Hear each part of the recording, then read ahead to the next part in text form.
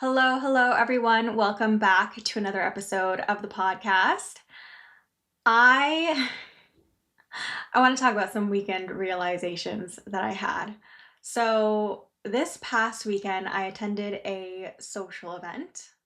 Let's leave it at that, where I actually ended up running into a friend, someone who I haven't talked to or seen in a few years.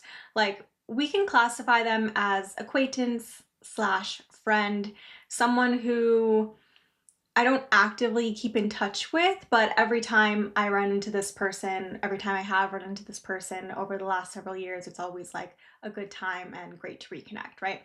So I ran into this person at this event and they were asking me questions about what I've been up to. Like, am I still at the company that I was working at? What I'm working on now. Just like very great questions to be asking someone that you are running into after not having seen them for a few years. But they were such good questions that the only way to not share my story was if I had answered the questions by lying. You know what I mean? So when they asked the questions, I was either confronted with share my story or lie. So I did. I shared my story. I gave them like the Cliff Notes version. Every time I've tried to tell this story in anything less than like 30 minutes, as I did in my very first podcast episode, I just feel like there are a lot of missing details. So I try and say it in a way that's easy enough for them to process. But yeah, it definitely it takes me a long time for a reason. I feel like the details are important. Regardless, this person was supportive. They were really curious and it was just like a good conversation, right? But I was definitely uncomfortable throughout it. I was throwing out disclaimers like okay, this is going to sound crazy, or okay, this might be a lot, or like I feel like it was another version of me trying to make myself comfortable sharing this story by almost like calling myself crazy first. It was like maybe if I acknowledge it first, then it's almost like another form of like trying to control how I'm being perceived. I don't know. Does that make sense? Regardless, I was visibly uncomfortable throughout the conversation and sharing my story, but I did it anyways. Then the next morning, I had what Brene Brown would call a vulnerability hangover. I I was really hard on myself. I was being really hard on myself, and it was because I was reflecting back on that conversation, sort of like cringing at how uncomfortable I was. It was like, oh my God, Lisa, like, why, why are you awkward? Why do you have to be so awkward? Why can't you just be normal? Like, why can't you be confident when you share your story? Like, why do you have to be so uncomfortable? Like, I thought we were working on this. And to my credit, I still shared the story. And that was my first time sharing my story in person with someone who was not like a super close friend or family member. Like, obviously, yes, I'm putting this out on a podcast, but it's a little bit different because I'm not face to face with the immediate feedback of their response and how they are perceiving my story or me. Do you know what I'm saying? Like, it's a little bit different when it's in person. So, this next morning, I was being really hard on myself, and my husband was checking in on me. He was like, "Are you okay?" And I was just explaining like, "Yes, I'm just like I'm feeling that vulnerability hangover. Like I really put myself out there the day before and I was uncomfortable doing it, and now I was being hard on myself for being uncomfortable through it." So then actually, what I did immediately after that, it was like, okay, I'm being triggered. I need to figure out like, how do I approach this? I've been trying this from different angles. Clearly, I still have this fear of being seen. Like, I need to work through some things. And then I was scrolling my phone. I opened YouTube and I was scrolling my phone, and This is just an example of the universe always delivering me exactly what I need in order to continue to move forward. I'm scrolling through YouTube and this video shows up on my feed, and it's by this person named Joe Hudson. And he does these like one-on-one, well, I think he's doing it in like a group session, but it looks one-on-one in the video format. So there are these live coaching sessions that he does that he posts to YouTube. And it was this video of this girl talking about the fear of being seen and wanting to be comfortable within that. So it was like, was this made for me? Probably. I am the target audience here for this video. So I click on it and I watch it, and I want to share with you what he said in that video as he was doing this coaching session. One of the things that I want to call out about his videos, because I watched a few more after this, what he does so beautifully is he coaches the now moment. So they'll bring a question to the table and he will coach them based off of what is coming up right there then in that moment. So he's paying attention to their body language and whether or not they're masking and their emotions, and it's just a really beautiful summary, I feel, of everything I've been learning in terms of healing and processing emotions and all that. But he does it in the now moment, which is just brilliant in my opinion. Like, it was really well done. So anyways, back to this specific episode. I'm going to read you a quote. It looks like one giant quote the way that I'm going to read it, but it's basically what he said throughout the episode. And as a reminder, she is someone who wants to share her story publicly or in a group setting or with people, and she is uncomfortable in doing so. Okay, so this was his response. What makes you need to be comfortable? What if being uncomfortable is the best way to share your story? Are you trying to be comfortable? Sit in the discomfort, walk right in the middle of it, and speak from there. Speak from the discomfort rather than from the desire to overcome it. That really spoke to me. That felt like a major light bulb moment, like that sensation of truth in your body. So the first piece being, what makes you need to be comfortable? And I feel like this is just like a lesson that I keep learning again and again and again. Like, the first time was when I was preparing to launch this podcast, and it was like there was so much fear around it, and I thought that we had to get rid of all the fear in order to move forward. But no, I just needed to minimize it to a point where I was able to sit with the fear and be okay and still move forward. And now, again, this time, the feeling or the sensation being discomfort. It's like, here I am trying so hard to show up and share my story and be comfortable with that. But why do I need to be comfortable? What if the most authentic way to share my story is to just say that I'm uncomfortable, is to just speak from that place, is to just say, hey, like, this is really vulnerable for me to share, and I'm going to do it anyways. Like, if the discomfort is not keeping me from action, then why do I need to overcome it? Why do I need to change it? Can't I just sit with the discomfort and speak from there? And then that got me thinking about what really is authenticity. This entire time I've been showing up to this podcast, attempting to be my most authentic self. But what does that really mean? I think what I thought authenticity meant showing up as the same person regardless of the environment. I thought it meant showing up to this podcast and sharing my story in the same way that I show up at home. But what if authenticity really is the ability to sit with the moment, be present, be fully embodied in that moment, and allow whatever is coming up, and to be able to express that? That is authenticity. That was like a light bulb moment for me. It was also really interesting how in all of his videos he was coaching in the moment, like I said in the past. And that got me really thinking about a lot of the spiritual teachings that I've learned or read throughout the years. And a lot of it is about the now moment, right? Like the past is just memories, the present is a figment of our imagination. So all we ever really have is now.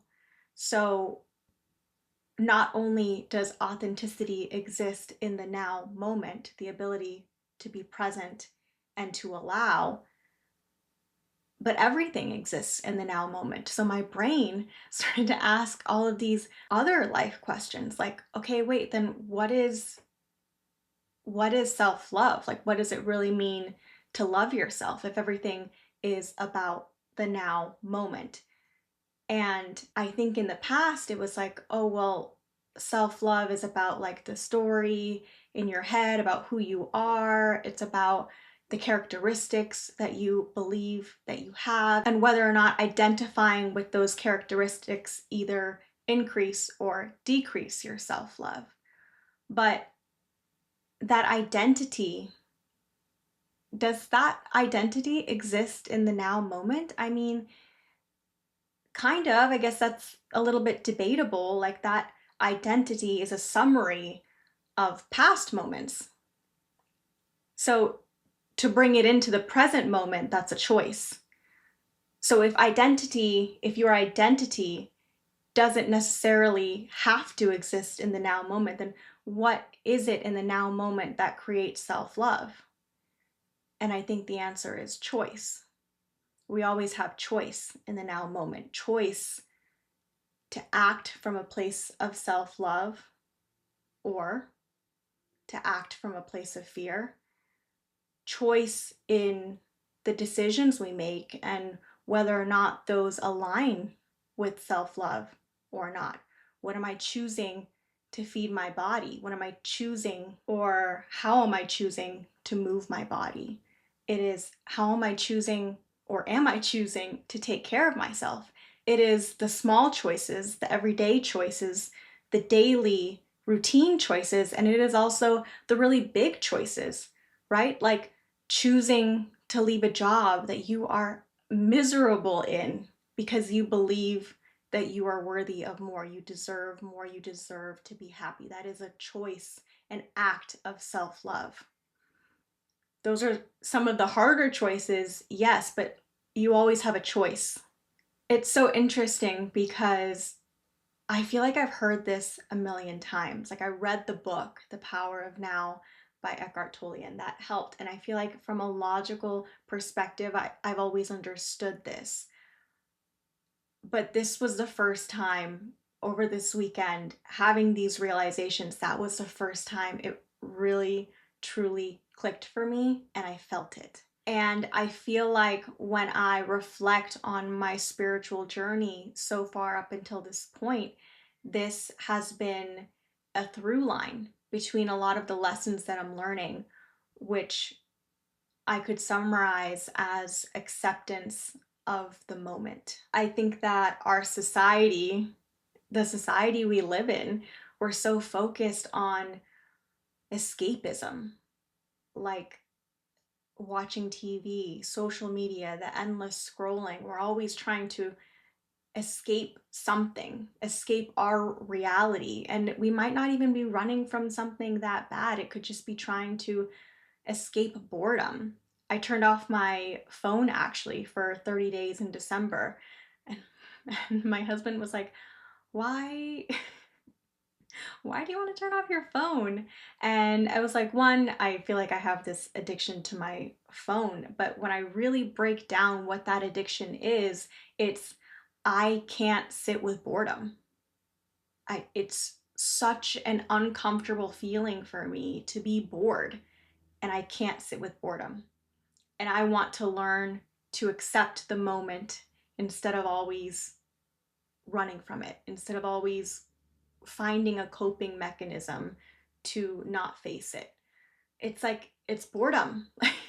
I should be able to sit with boredom. Everyone should be able to sit with boredom. It's a really mild discomfort compared to some other emotions. And when I turned off my phone, it really did help me get over that. Like I remember I would be putting my son down for a nap, and sometimes I would forget to bring my phone with me, and so I would just be lying there waiting for him to like fully fall asleep, and I'd be bored, and then I'd be angry that I had forgotten my phone and now I have to sit here and stare at the ceiling. And it wasn't until I turned my phone off for 30 days that I actually got comfortable with that. I got comfortable sitting in the boredom. And I was like, actually, this is like not that bad. And actually, you know what? It's pretty peaceful. But anyways, this is like just one example of just like learning this lesson of acceptance of the moment. I mean, learning to process my emotions. That was an episode that I just finished 2 weeks ago, and it was the same thing. Can I sit with the uncomfortable feelings that are coming up in my body and let them move through me instead of disassociating? Can I sit with the fear of being seen when it comes to sharing my story, whether in person or online? Can I sit with that discomfort and allow it? Accept what's coming up, accept the moment. I'm on this health journey right now, and I will discuss it soon, but I'm kind of waiting to complete it before I bring it to the podcast. But I'm going through this major health upgrade that has been the next step. Like the first step was my podcast and getting it launched, and now that that's up and running and I'm working on it and I have a little bit of a rhythm going with that, the next step has been my health. And that has brought up a lot of discomfort, especially around food. Like I feel like I've had such an addiction to food, like most of our society, because of the chemicals that they put in the food and whatnot, right? But being able to sit with the discomfort every time I'm craving something and I can't have it, or I'm choosing not to have it out of love for myself and love for my body and love for this journey. But it's again, it's just another example. It's like it's the through line. It's, can you accept the moment even when it's uncomfortable? So I've come to this conclusion: changing your life, stepping into your fullest potential, which is what I am attempting to do. It boils down to this: can you sit with the discomfort of the moment? Be present with it, allow it, embody it, and continue to move forward. There's this quote, I have to look it up. Okay, I found it. There's this quote, it's by Brene Brown. Is this the second time that I've quoted her in this podcast, or did I just think that? I don't know. Anyways, she's wonderful. So she has this quote from her book called Rising Strong, and it says, "The person who has the greatest capacity for discomfort rises the fastest." Going back to the story, I had all these realizations after watching this video by Joe Hudson. And once I accepted that I was uncomfortable and there was nothing wrong with that, that was nothing to be ashamed of, everything melted away. All of it. I was back to normal within 30 minutes to an hour. I just needed to accept the discomfort, to not give meaning to it, and to just let it be, to allow. So anyways, these are some of the realizations that I had over the weekend. It's crazy how one interaction can carry so much learning if we let it. This episode was a little bit more fluid. I didn't necessarily know exactly what I was going to come on here and say. So hopefully it sounds organized. I'm like, this either sounds profound or like I'm high. I don't know. We're going to have to listen back to find out. So anyways, thank you all for tuning in as always, and I will see you all again soon. Bye.